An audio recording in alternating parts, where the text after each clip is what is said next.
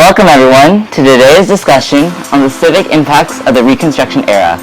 It was a very important period in American history following the Civil War, and it laid the groundwork for many aspects of our modern life. To help us understand this, we have Miss Brielle.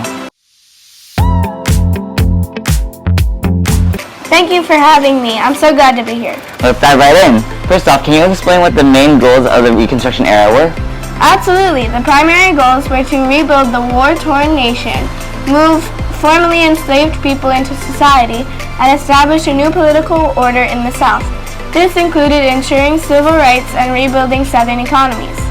Adding to that, one major aim was to redefine citizenship. The passage of the 14th and 15th Amendments sought to secure rights and voting access for African Americans, fundamentally altering the civic landscape. That leads us to an important question. What were the immediate civic impacts of these amendments on African Americans? In the short term, newly freed slaves gained the right to vote and hold office.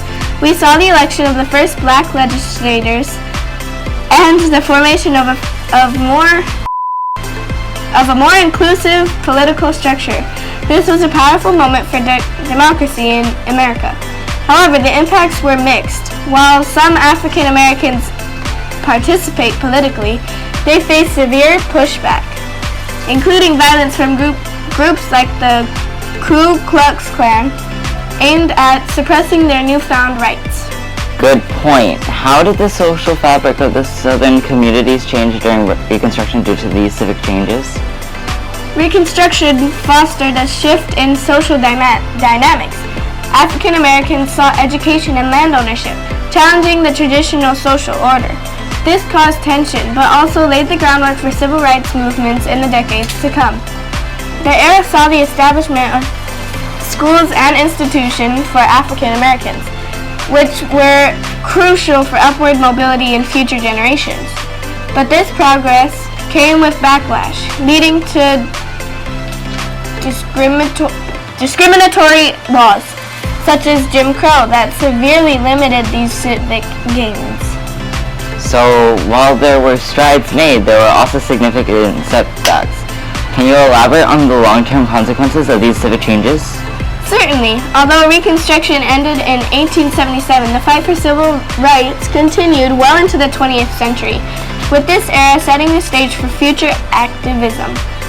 Important civil rights organizations like the NAACP can trace their roots back to this period. Moreover, the legacy of Reconstruction influences contemporary discussions about race, rights, and representation. The civic ideas introduced during this time still resonate, demonstrating the ongoing struggle for equality. As we reflect on the era, what lessons do you think we can take away from civic engagement and activism from the Reconstruction period? One key lesson is the importance of political participation. It shows the civic engagement is vital in advocating for rights and reforms, especially for marginalized communities. I would add that vigilance is crucial. Just because rights are codified doesn't mean they're secure. Continuous advocacy and community support are essential for protecting and expanding those rights. Thank you for your valuable insights. It's clear that the Reconstruction era had profound and lasting civic impacts on American society. As we continue to reflect on this period, let's remember its lessons as we engage in our civic duties today. Thank you all for joining us today. We hope this discussion has sparked your interest in the critical civic developments of the Reconstruction era.